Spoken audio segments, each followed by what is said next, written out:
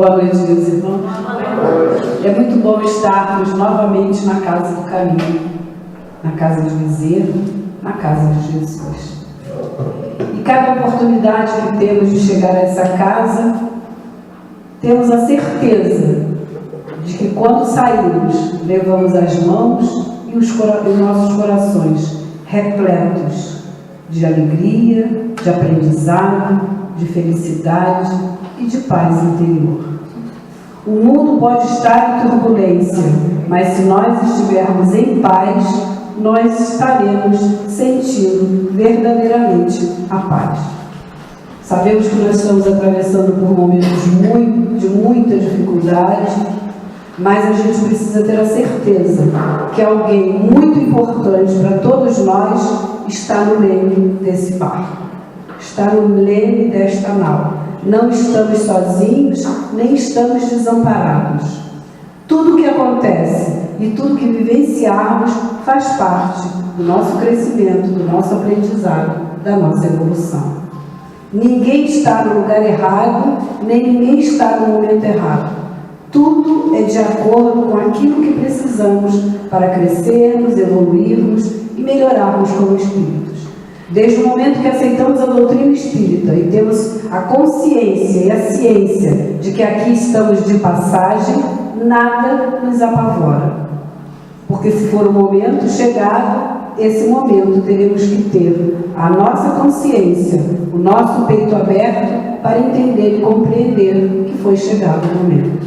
Que tenhamos sim força, fé e confiança. Porque existe alguém muito especial, superior a todos nós, que nos ama incondicionalmente. E nada faria de mal e de ruim para nenhum de nós. Tenho a certeza disso. Que possamos então aproveitar a noite de hoje, tendo mais uma vez na nossa casa o nosso irmão Anderson, que vai falar de algo muito especial na noite de hoje. É exatamente isso que a gente está precisando, né, Anderson? Amor, esperança e caridade é o que a gente precisa. Que a gente tenha a certeza que somos amparados por uma espiritualidade amiga e benfeitora, que temos um anjo guardião e protetor que está sempre nos auxiliando, nos protegendo e livrando todas as vezes que for necessário livrar. Mas às vezes que nós precisarmos de passar pela experiência, passaremos pela experiência. Então nós temos a página de hoje, tem como título Esperança. Tenhamos todos esperança. Quando a dor chegar para você, serei a promessa de alívio e renovação. Se o cenário se converter em noite escura, serei a estrela guia para o rumo certo. Quando a fadiga se apresentar, serei o abrigo seguro e específico. Quando os conflitos se fizerem presentes, serei a indicação para a calma e a fraternidade. Em todos os momentos, desejo ser sua companheira fiel. Sou amiga de todos, embora quase sempre encontre guarida entre os crentes idealistas. Hoje, bato à sua porta. Não me recuse morada em seu coração. Onde chego, renovo os pensamentos e vivifico a certeza no futuro melhor. Sou irmão do otimismo e filha da confiança em Deus. Agora, sou também sua irmã. Dê-me sua mão, venha comigo. Meu nome é Esperança. Passamos então, linda página, né? Passamos então a palavra agora à nossa irmã Isa para a nossa prece inicial. Boa noite, irmãos. Vamos neste momento deixar nossos olhos, elevar nossos pensamentos à espiritualidade maior, elevar nosso pensamento ao nosso Pai de amor e bondade, dizendo assim: Deus Pai, quanto temos que te agradecer, Pai, por cada momento em que vivemos nesta encarnação em que estamos. Quanto temos que te agradecer pelo aprendizado, quanto temos que te agradecer, Pai, pelas pessoas que colocastes em nosso caminho. Temos que te agradecer hoje, em especial, pelo nosso irmão Divaldo Pereira Franco, que há 90 anos está encarnado no planeta e quanta coisa tem nos ensinado também. Tem servido, Pai, para nos mostrar como é feita a caridade, como é feito o trabalho de abnegação, um aprendizado que recebeu do nosso querido e amado Mestre Jesus. E queremos te agradecer, Pai, por esta doutrina maravilhosa, esta doutrina que nos dá o consolo, que nos dá a esperança, que nos dá a expectativa de um futuro melhor, porque sabemos que nos criaste para a felicidade. Te agradecer, Pai, por ter nos enviado o nosso amado e querido Mestre Jesus para nos dar um ensinamento. Este ensinamento que estamos procurando aprender e compreender cada dia um pouco mais. Que possamos um dia tirar o Evangelho de Jesus dos livros e colocá-los em nosso coração. Que possamos começar a agir como Jesus veio nos ensinar. Queremos te pedir que nos dê permissão para iniciarmos esta noite a nossa reunião, reencontro com nossos amores. Que o nosso irmão Anderson possa ser intuído e trazer para nós tudo que precisamos aprender. E assim, envolvidos pelas benesses da espiritualidade maior, pelas bênçãos também de Dr. Bezerra, pela espiritualidade amiga que prepara este ambiente de tanta harmonia e paz, nós, do nosso fundo do nosso coração, só dizemos a Ti, Pai e Mestre Jesus, muito obrigado. Graças a Deus. E assim então passamos a palavra ao nosso irmão Anderson, para que tenhamos uma noite de muito aprendizado. Boa noite. Que Jesus possa nos inspirar para que tenhamos a noção exata do momento que estamos vivendo. É um momento maravilhoso, porque nós estamos reencarnados e sabemos disso. Durante muitos séculos, nós já voltamos aqui várias vezes e não tínhamos noção de que isso existia, a reencarnação. Isso era proibido, a gente não tinha noção disso. A gente não tinha noção que era imortal. E, consequentemente, a gente cometeu muitos equívocos. A gente disputou terras, pessoas, paixões, a gente entrou em guerras. E hoje nós fomos resgatados da nossa ignorância espiritual. E uma pleiade de espíritos luminosos se encarregaram de trazer uma mensagem maravilhosa e nos deram uma chance de trabalhar no bem, na construção de um mundo interior melhor. A doutrina espírita tem como principal missão destruir a nossa visão materialista da vida. E é essa visão materialista que nós ainda possuímos. Existe pessimismo, é a visão materialista que ainda está dentro de nós. Existe desesperança, é a visão materialista que ainda está dentro de nós. Nós precisamos aguçar o nosso senso de espiritualidade. Nós não somos um corpo físico que tem um espírito. Nós somos um espírito que temporariamente possui o quê? Exatamente. As coisas que acontecem fora de nós nos desesperam porque nós queremos controlar. Nós queremos controlar e por isso nos angustiamos. Mas vejam bem, o renascimento é o desafio da convivência dos ambientes complicados. Acontece que existe bilhões de almas que começaram a renascer a partir do século XX e que não tinham a chance de renascer há muito tempo, porque a população da Terra era limitada. Hoje nós somos mais de 7 bilhões de pessoas. Essas almas estão complicadas, elas não têm mérito nem condições hoje de entender que elas estão aqui reencarnadas. Mas Jesus prometeu a elas uma esperança de mudança.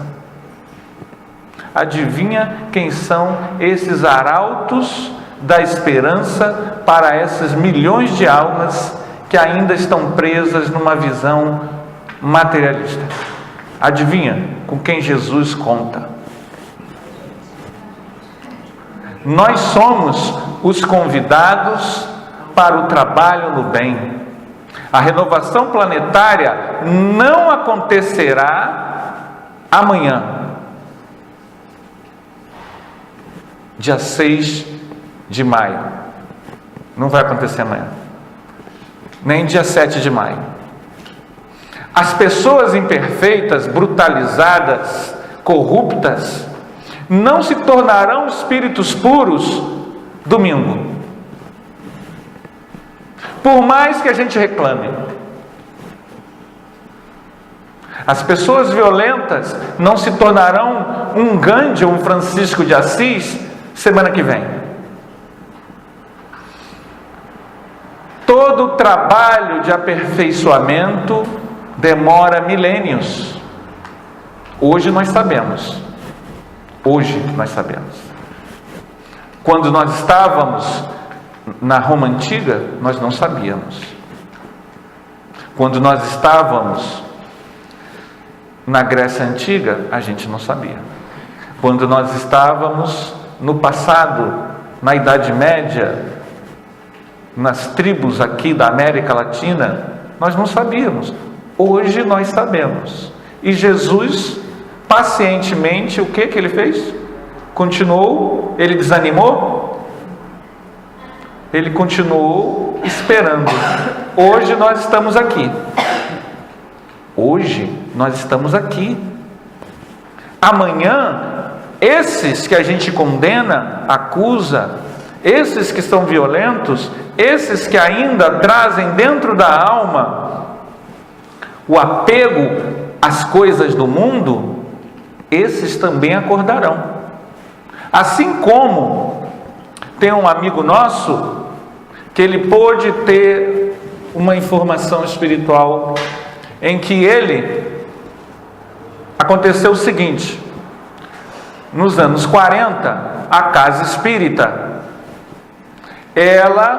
casa espírita X, ela era cercada por um grupo de espíritos imperfeitos, desencarnados.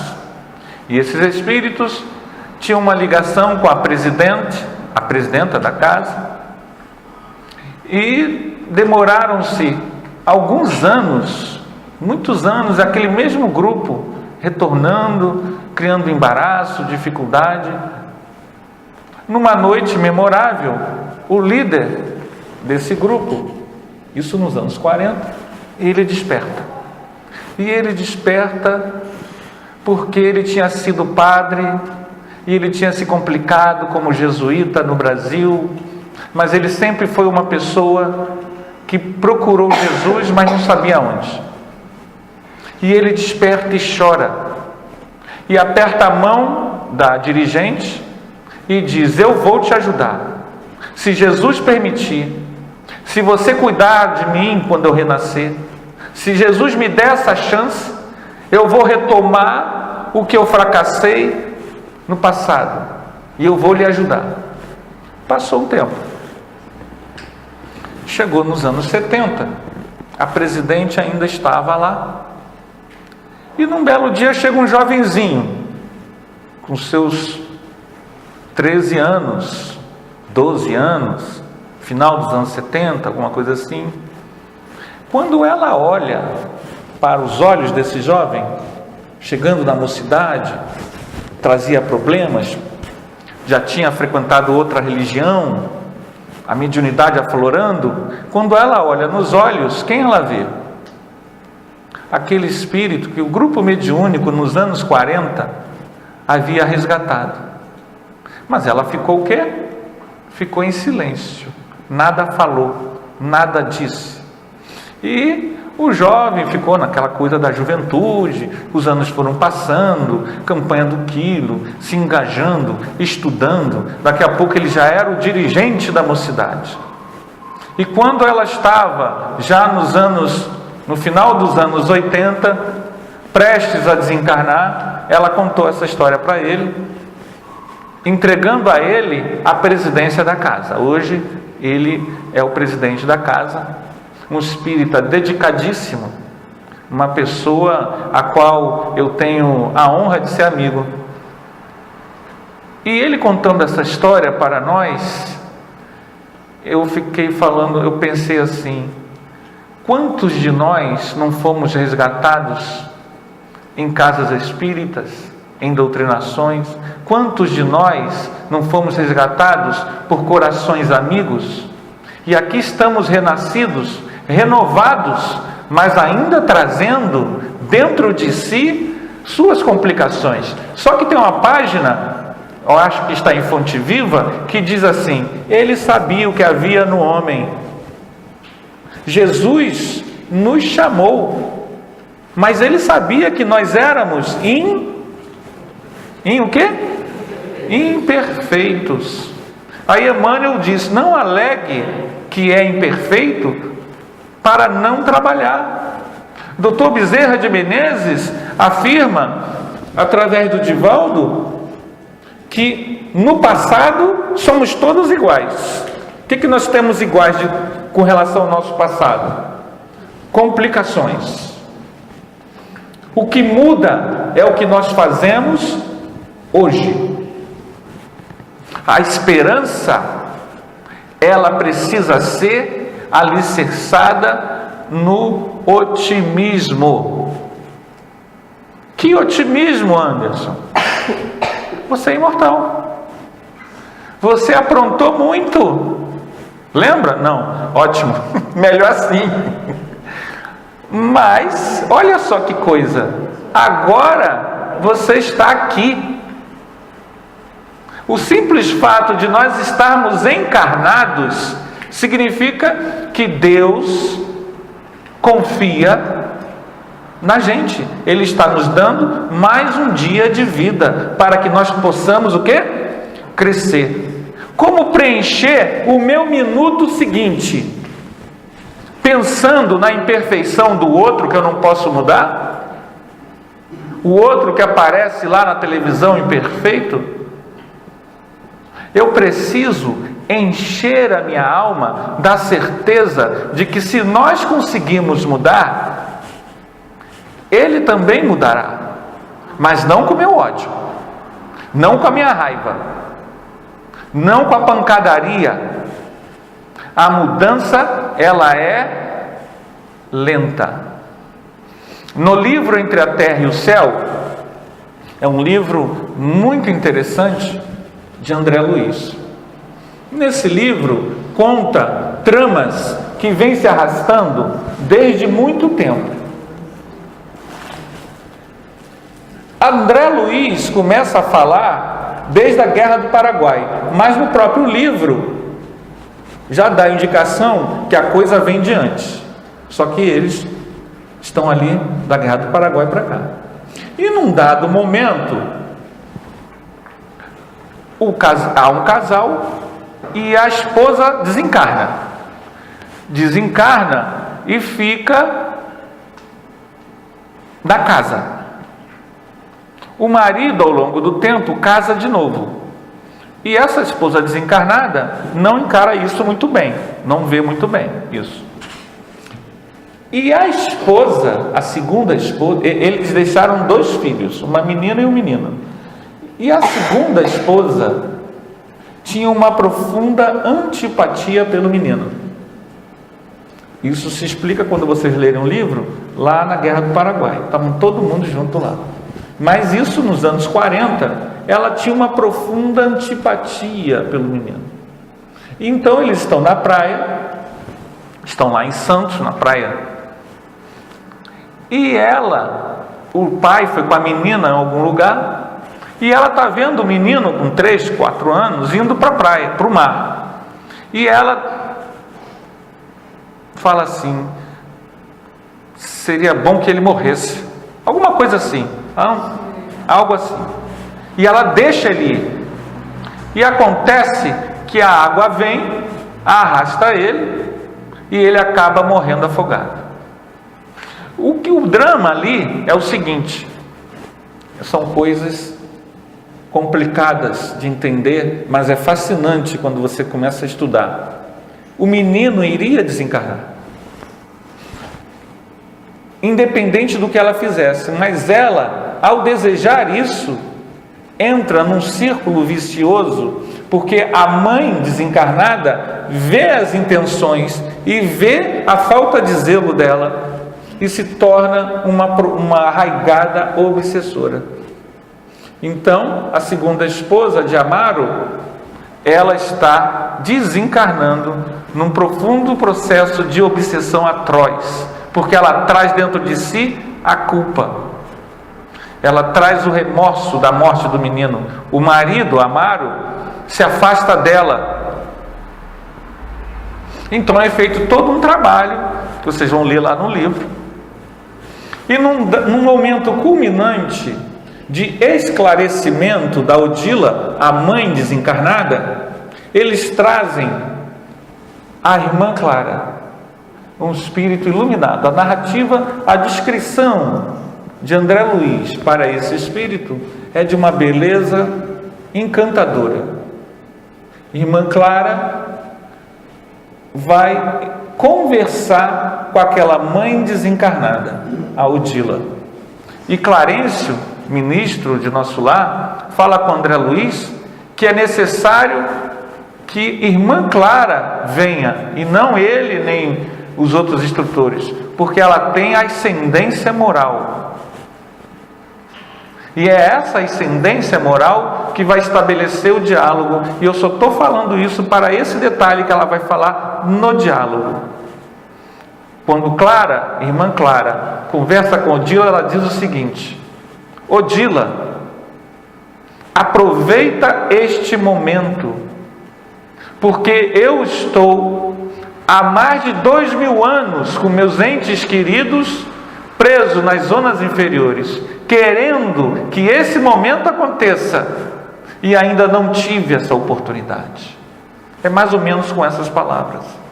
E aí a gente estava estudando lá na nossa casa espírita esse livro, e a gente ficou emocionado. Eu falei, gente, olha que coisa, esse espírito iluminado de escola, ele está dizendo que tem dramas parecidos, não diz o que exatamente, mas dentro da trama você imagina o que seja. E ela está aguardando há mais de 2000 anos para resgatar essas pessoas que ela ama das zonas inferiores.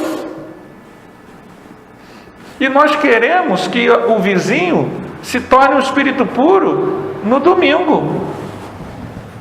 Ela está há mais de 2000 anos um espírito de escola. Por quê? A lei, ela é de amor e misericórdia, mas aquelas pessoas que estão nas regiões inferiores, elas precisam dar algum passo para melhorar.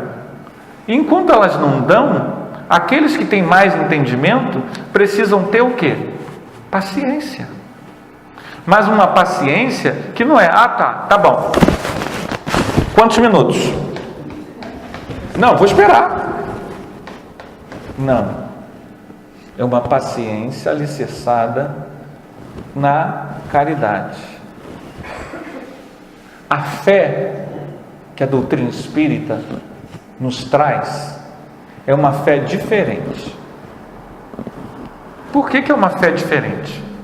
Porque a fé, muitas vezes, em muitos lugares, e até mesmo conosco, que trazemos esses atavismos do passado, está muito ligado à crença.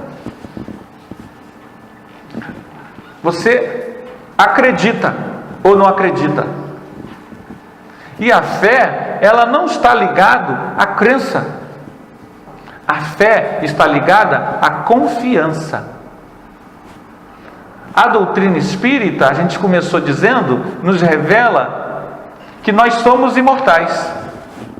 E que essa encarnação não é a nossa primeira momento nesse planeta. Então a nossa confiança precisa ser absoluta de que Deus existe. Deus existe, olha que coisa. Já pararam para pensar nisso? Deus existe. E Ele nos conhece. E Ele nos ama. Já pararam para pensar nisso? Que Deus ama você? Que você não está sozinho? Que nada que acontece contigo é indiferente a Deus? Muitas vezes nós esquecemos da fé, porque esquecemos que Deus existe. E vou dizer uma coisa que a gente sabe, mas não pensa muito. Ele não só existe, como Ele está aqui. Olha que coisa. Deus está aqui. Isso não quer dizer que você vai pedir para ganhar na Mega Sena, porque Ele sabe que você não pode. Tudo que você pedir, que for coisa da alma ainda primitiva, o que acontece? Ele, como é muito amoroso, como Ele te ama mais do que ninguém, nada do que exista, Ele não vai lhe dar. Porque a doutrina espírita nos ensina uma coisa: nós estamos aqui para crescer. E para que eu cresça, eu preciso de desafios. Eu preciso amadurecer. Imagina aquela mãe que tudo dá para o filho. Quando aquele filho casa, ele encontra a esposa que não vai fazer para ele o que a mãe fazia: levar o leitinho na cama. Aí já vem a crise. Aí a mãe visita em casa e quer levar o leitinho, aí a esposa não deixa. Já levou uma crise. Por quê? Porque ele nunca passou uma roupa, lavou uma roupa, lavou uma louça. Era um príncipezinho. Ele não amadureceu. Não é por mal, claro que não é por mal. Mas quando a gente tem adultos que não sabem amarrar o sapato, que não sabem dar o laço do sapato. Por quê? Quem dava o laço do sapato? É ou não é, gente?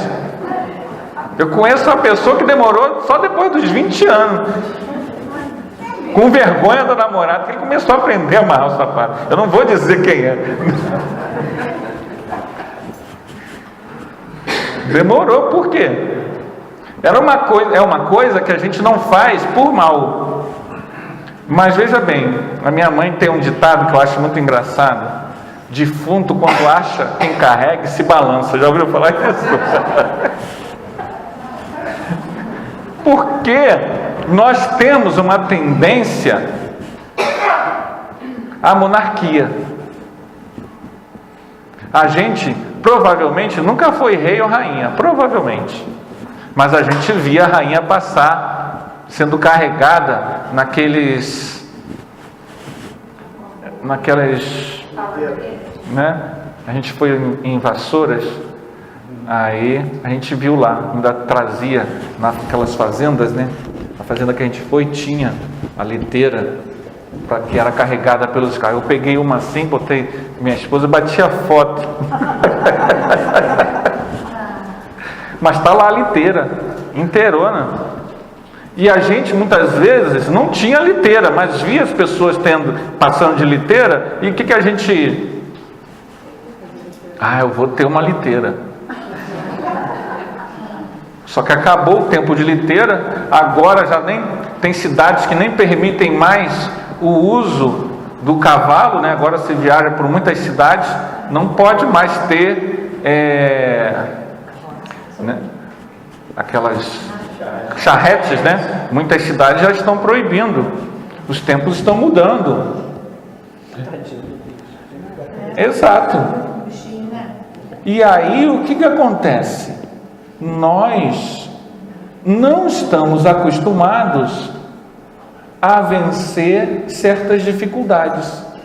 E aí a gente corre para Deus e pede: me livra do mal, pensando que a crise é um mal, quando na verdade são desafios de crescimento. Por isso que a nossa fé muitas vezes titubeia, porque ela está alicerçada numa visão materialista, que quer satisfações emocionais, materiais. A gente não quer um Deus espiritual.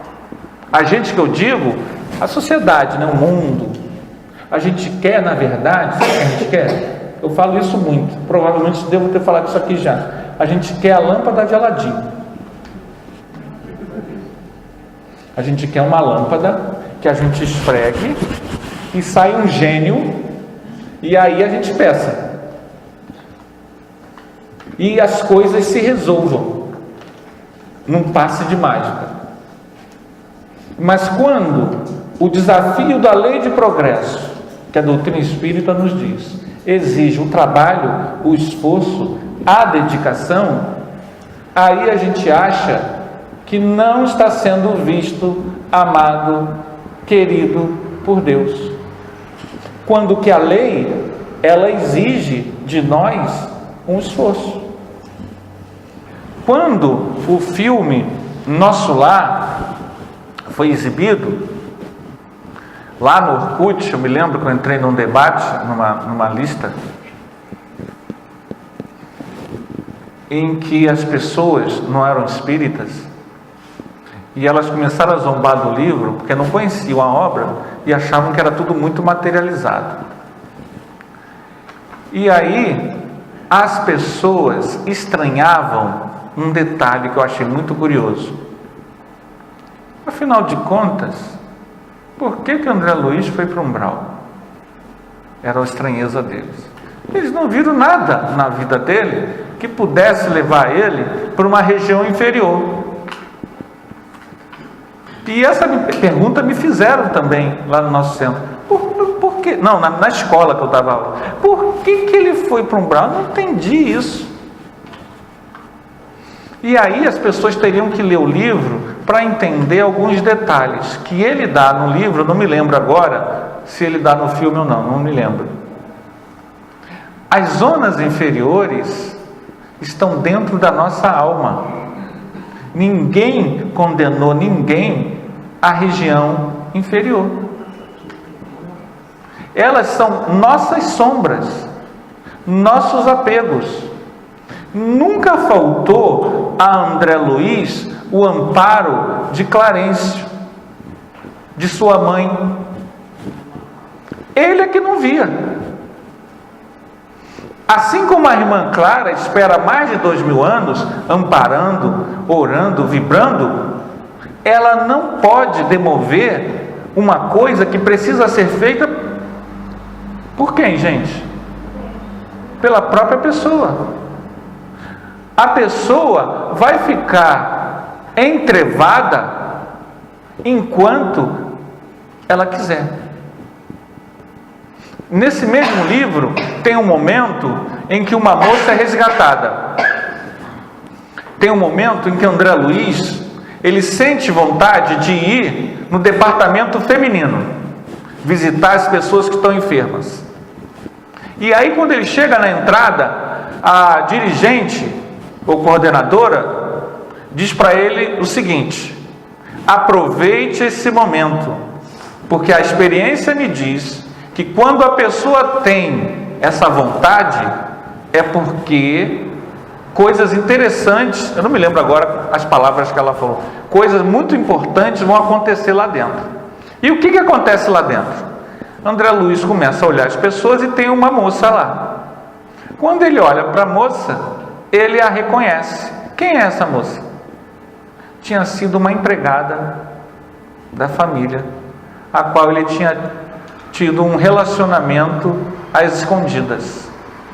Quando ele de família rica, que era médico no século XIX, né?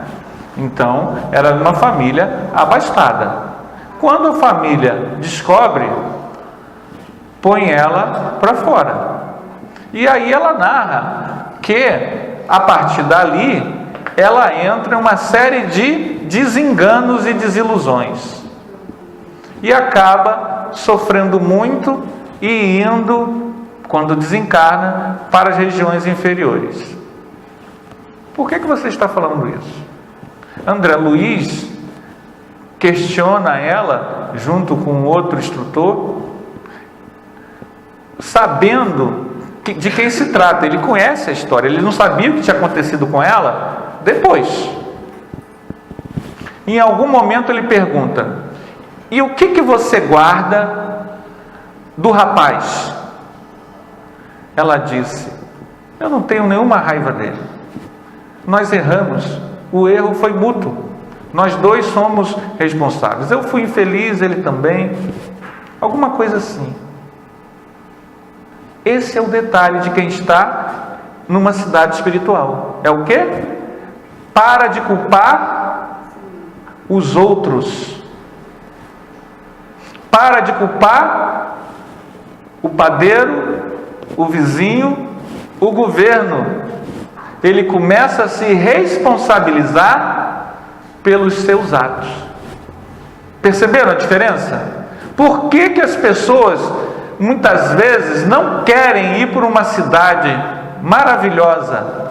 Porque as pessoas não querem se responsabilizar pelos seus atos lá no mundo espiritual. Então André Luiz, ele não foi para uma região melhor logo quando desencarnou, porque na verdade ele não quis.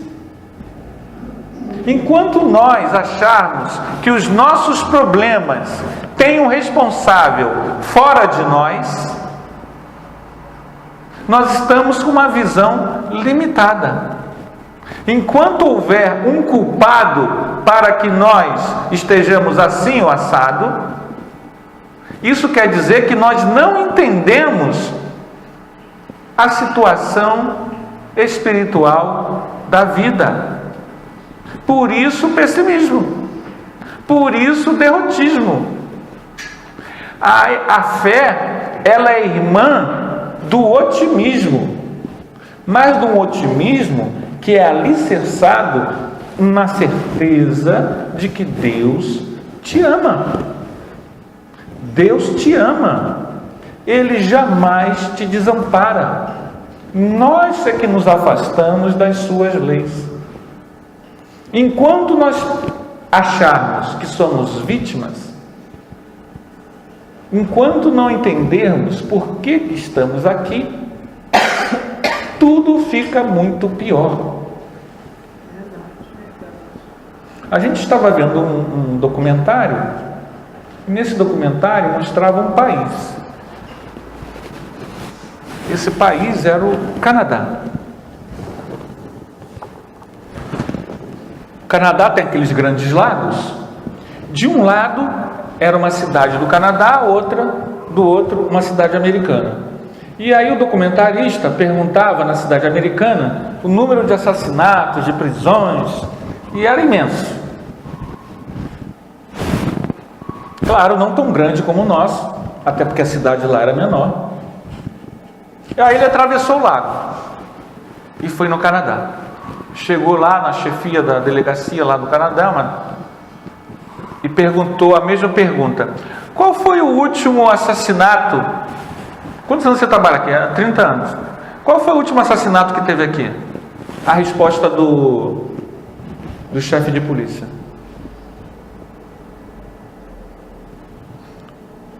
é o último assassinato? Eu nunca me esqueci daquilo. A resposta do chefe de polícia foi aquela: uma cidade em frente à outra. É como se fosse Rio e Niterói, só que de países diferentes. E aí ele explica lá o resto do filme. Aquilo me impressionou muito, porque as cidades falam a mesma língua, mantêm contato. O que diferenciava uma cidade da outra? Entre outras coisas, como você constrói as relações. Vou explicar melhor, por uma parábola. Tem a ver com caridade, tá? Já vou explicando da cola para vocês. A pessoa viu duas pessoas miseráveis, passando fome, mal cheirosas, com muitas necessidades, e ela ficou indignada. Ela ficou indignada porque o governo não faz nada, porque Deus não faz nada. E ela disse que não acreditava. Por que Deus permite que isso aconteça? Por que Deus não criou uma situação para melhorar a vida daquela pessoa? O que Deus está fazendo para ajudar aquela pessoa? Aí Deus apareceu para ele: eu coloquei você no mundo para ajudar a pessoa. E nós pensamos que a solução vai vir de Marte. A solução vai tocar uma trombeta, os céus vão se abrir. O nome do meu centro é Arautos de uma Nova Era, justamente aquele que toca a trombeta, né? Os céus vão se abrir, pronto. Está fundada o mundo de regeneração. Sem a nossa participação. Não, vai ser no ano 2000. Eu escutei isso. Acho que muitos aqui escutaram. A gente, nos anos 80, no movimento espírita, era páginas. Ano 2000, uma prima nossa foi para Brasília e num local lá, ela disse, o guia lá disse que o Rio de Janeiro ia ser inundado. Aí disse que ela tinha que ir para Brasília. Ela falou: quando? Até 1990? Ela falou: 1990, não sei não, hein? E aí ligaram para minha casa Agora, mas na época, anos 80, Guerra Fria, bomba nuclear, agora é fácil a gente falar essas coisas. Mas era assim, era um clima.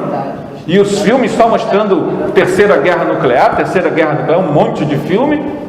Anos 80 era assim, tem gente aqui que nem era nascido nessa época, mas quem já era espírita nessa época lembra. E um monte de mensagem mediúnica falando que o mundo, o Rio de Janeiro ia ser inundado no ano 2000. No ano 2000, pessoas ligaram para minha casa chorando, que estavam abraçadas com suas filhas. Aí passou o ano 2000, aí veio 2012. Isso muita gente se lembra, né? 2012. Aí passou 2012, agora estão falando em 2000 não sei o que, e a gente vai pensando sempre que a solução é mágica. É mágica. Você vai soprar, esfregar a lâmpada, e em 2019 vai aparecer um gênio que vai dizer: Alakazam, mundo de regeneração, acabou. É a mãe fazendo o lacinho do sapato do filho. Nós perdemos a noção de que o otimismo, ele precisa ser construído a partir de uma visão espiritual. O espírito modifica-se a partir da caridade. Caridade significa amor em ação. A construção do mundo novo é a construção do nosso mundo novo. Quando eu coloco a presença viva de Jesus na minha vida, o amor se torna um caminho e esse pessimismo desaparece. Jesus, ele traz uma mensagem de libertação. A libertação idêntica dos cristãos que sabiam que iam morrer no circo e cantavam, porque eles sabiam que eram imortais, que aquele momento não era o mais importante, que aquilo ia passar. Isso passa. Os momentos de dor, de angústia passam. Quando nós temos uma visão espiritual, nós nos equilibramos diante da dificuldade. As dificuldades são testes para que nós saibamos como estamos em termos de visão espiritual. Não adianta você pensar que é espírito superior se na fila do banco você explode em malcriação emocional, ainda que seja silenciosa. Não adianta. Isso é um teste. A vida está te testando. A fila do banco está te testando. Aí você entra naquela fila imensa na Caixa Econômica, vai pegar o fundo, chega lá, tem R$8.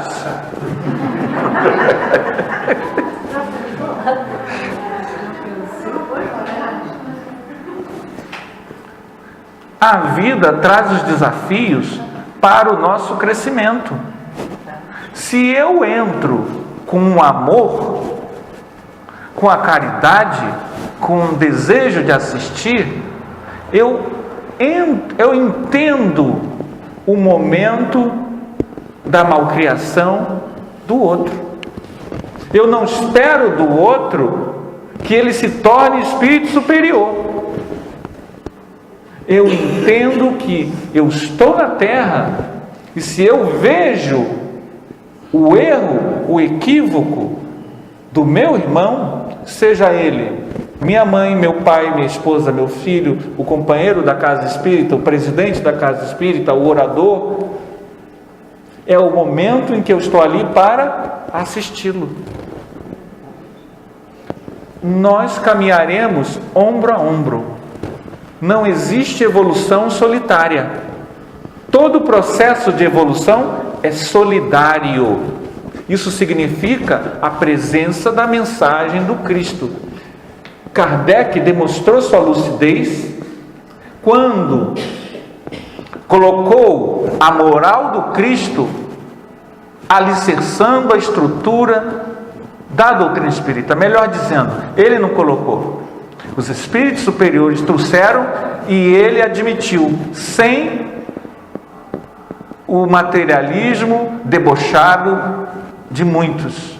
Porque a mensagem do Cristo, ela é de libertação. Jesus, quando ressurge na ressurreição, ele aparece mostrando para todos a vida após a morte. Eu venci a morte. Nós somos imortais. A dor de dente, a fila do banco, o engarrafamento, o infortúnio, o problema lá fora, o problema da política, a tua opinião sobre isso ou aquilo, tudo isso passa. A disputa de bigas lá na Alexandria, em que havia o time verde e o time azul, e que muitas vezes entravam grandes brigas e as pessoas se engalfinhavam, hoje ninguém mais anda de biga. Tem cidade que proíbe as pessoas maltratarem o cavalo. Quem é que estava certo, o time verde ou o time azul? Ninguém. Hoje nós queremos estar certo da mesma forma, repetindo os enganos do passado. Lá na Alexandria do século II, estava certo quem amou, quem amparou os sofredores, quem partiu para a assistência. E hoje que nós acordamos, finalmente, estaremos certos se construirmos nessa encarnação o alicerce da fé, no otimismo e na certeza de que somos filhos de Deus e de que fomos chamados. Jesus chamou você. Vocês sabiam disso? Vocês que estão aqui hoje, nesta noite, Jesus chamou você. Não tenha inveja de Paulo de Tarso. Jesus lhe convidou. Você não está aqui por fruto do acaso. Esta noite, Jesus lhe chama. Não recalcitres contra o aguilhão. Deixe preencher com a presença do Cristo na sua vida. Leve a paciência, o carinho, a fraternidade para a sua casa. Se o gato derrubar o seu vaso, não adianta pegar o resto do vaso e tacar em cima dele. O gatinho não entende. É um processo da evolução. Se o cachorro da vizinha está latindo, não adianta espraguejar, cair, entrar a gente fala numa DR, né? Porque o cachorro do vizinho está latindo. É o seu momento em que a vida está te chamando para mostrar o seu nível de maturidade. Como está o seu nível de... Vamos ver como é que está o nível de maturidade dele? Aí o cachorro começa a latir. Aí você vai para o Facebook, porque o vizinho botou o som e escreve aquela declaração de malcriação no Facebook. Eu estou dizendo que é proibido, gente? Você faz o que quiser, escreve o que quiser. Não é isso? O umbral não está cheio? Tá ou não está, gente? Está vazio? E alguém diz, não vai para o umbral não. Quando eu escrevo um monte de palavrão, ou ofensas, ou insultos a alguém, eu estou criando o que ao meu redor? Luz? Eu estou sendo inspirado por quem? Esse conhecimento, a doutrina espírita nos mostra. Um médium da nossa casa, desencarnado, ele teve a seguinte experiência. Ele nos contou. Ele estava no ônibus e o mentor espiritual, ele não viu, mas tocou aqui assim nele, e ele olhou para o ônibus, para os carros que passavam.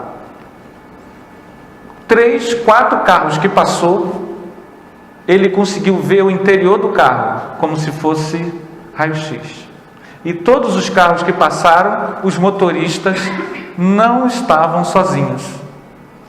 Todos tinham desencarnados. E nos 4 carros que passaram, nenhum estava bem, o quê? Bem acompanhado, bem assessorado. E aí ele entendeu o que o mentor estava querendo dizer para ele. O que o livro dos Espíritos nos informa. Os Espíritos nos envolvem, nos conduzem. As minhas malcriações são compartilhadas. Eu preciso ser um semeador de esperança. Entender que as pessoas não sabem o que a gente sabe, que nós somos imortais, que Deus nos ama, que Jesus existe, e que nós não podemos ser um reprodutor do mau agouro, porque essa energia se desprende e atinge terceiros. Qual é a vibração da tua caixa d'água? É uma água pura e límpida que cura? Ou é uma água ríspida, seca? Qual é a vibração que tu emite para o mundo? Quando nós falamos das zonas inferiores, nós precisamos saber disso. No livro Céu e Inferno, um espírito de Claire fala disso, que ela estava na região de trevas. Essas regiões de trevas já é dito desde a codificação. E ninguém é jogado lá. Nós criamos essas regiões no nosso coração. Por isso, a fé, a confiança de que Deus está presente, de que nós somos herdeiros de Deus, de que nós estamos aqui para a construção de um mundo melhor, a partir da nossa caridade, da nossa assistência, do nosso amparo, isso nos dá uma esperança, uma renovação. Não há motivos para não sermos otimistas. Somos imortais, já renascemos muitas vezes, acertamos e erramos, e mesmo tendo ainda uma série de imperfeições, aqui estamos. Deus permitiu que nós renascêssemos. Aproveitemos esse momento para que sejamos semeadores de estrelas, que nossos olhares, nosso falar sejam para a construção do mundo novo, a partir do nosso coração. No momento em que Jesus estiver dentro de nossas vidas, vocês vão ver que a nossa percepção da realidade se modifica. O que parece tudo ruim é a construção do mundo novo. São os estertores do novo renascimento. Que Jesus nos motive e nos envolva, para que nós possamos sair daqui na certeza de que nossos mentores estão conosco, que eles estão conosco e que eles estão conosco. Então ninguém mais vai ter medo de escuro a partir de hoje, certo? Que Jesus nos ampare e nos inspire hoje e sempre.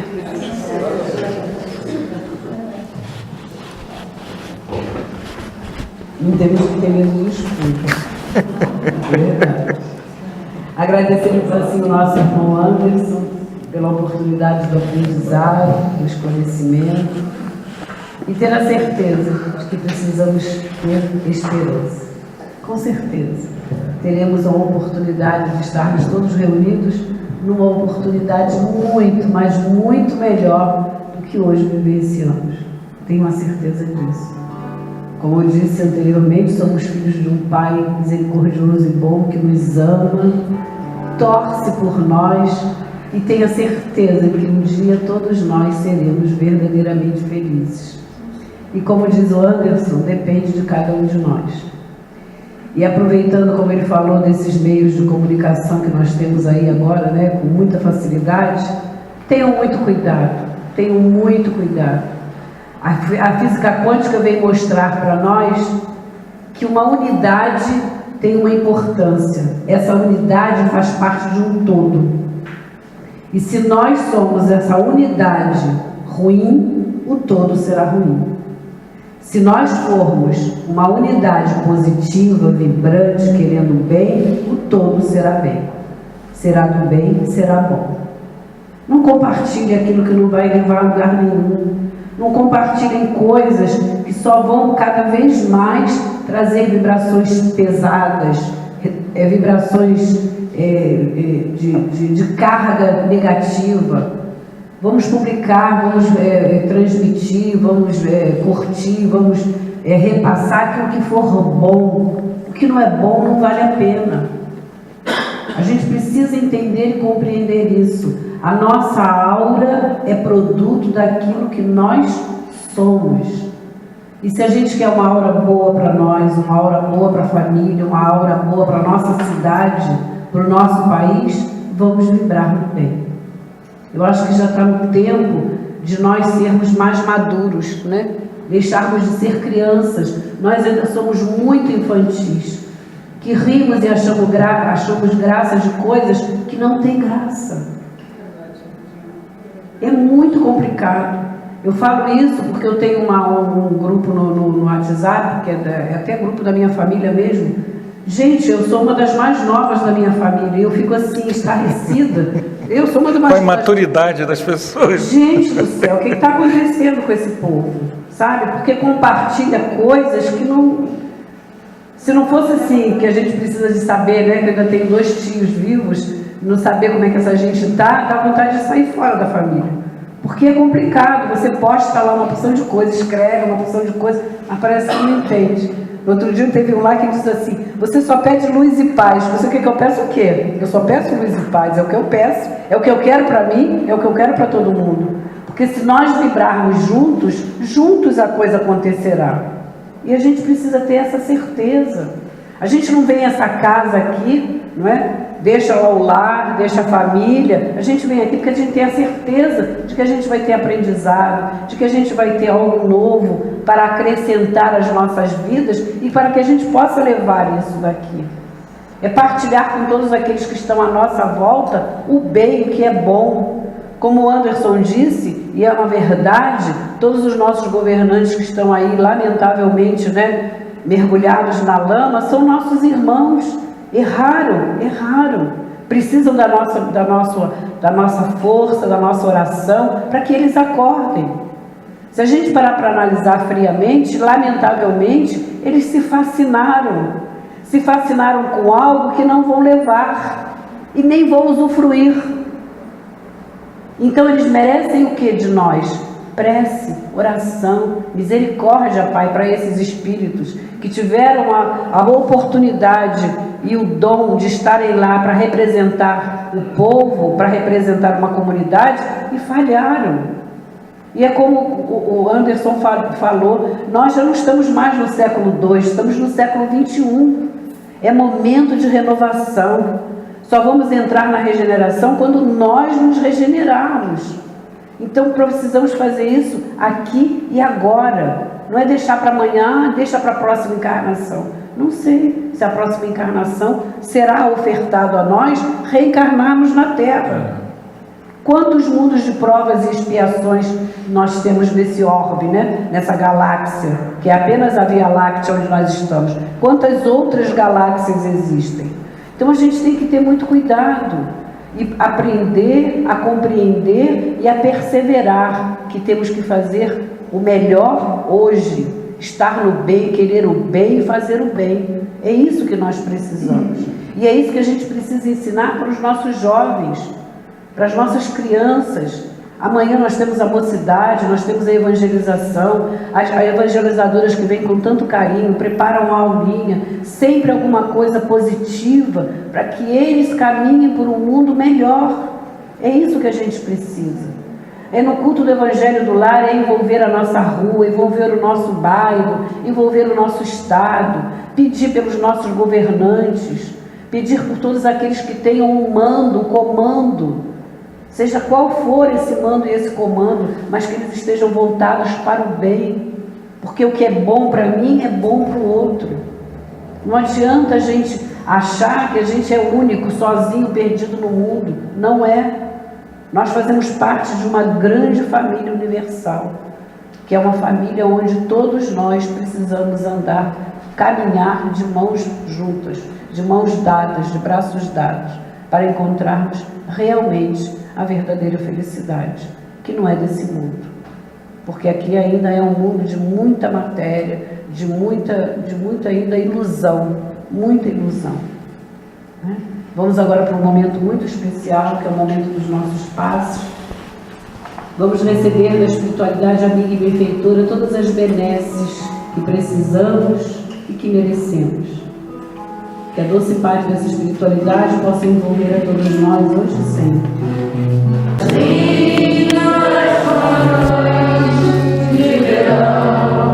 Pelos campos em flor, pelos caminhos que fiz, só quisendo ver e saber das belezas da vida, ganhar e perder.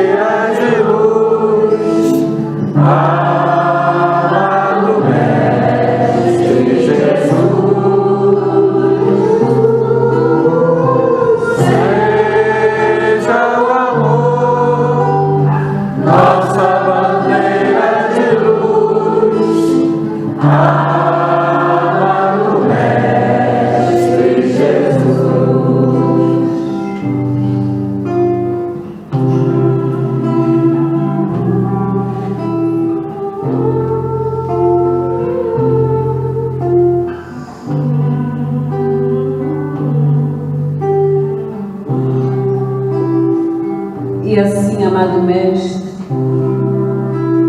envolvidos estamos todos nós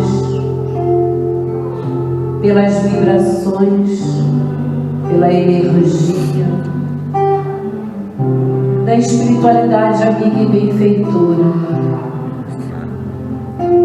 presente a nossa reunião, envolvendo a cada um de nós, dando-nos força, dando-nos coragem, animando a nossa fé. Obrigada, Mestre Jesus, pois temos a certeza de que não caminhamos sozinhos.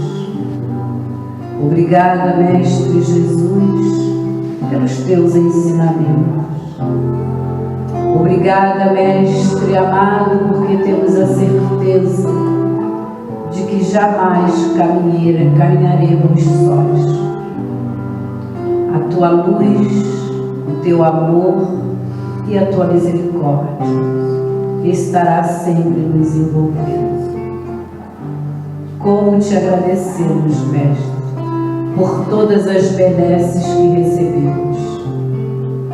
Mas queremos te rogar e te pedir, Mestre, por todos os nossos irmãos que sofrem, que perambulam por este mundo, que passam pelas guerras, que passam por tantas dificuldades, Mestre amado. Irmãos nossos a caminho. Rogamos a Ti, Mestre Jesus, envolva todos aqueles que não Te conhecem e por não Te conhecer se comprazem ainda nas maldades, nas falcatruas, na corrupção. Lamentavelmente, Mestre Jesus, precisam muito da Tua ajuda, da Tua misericórdia e do Teu amor.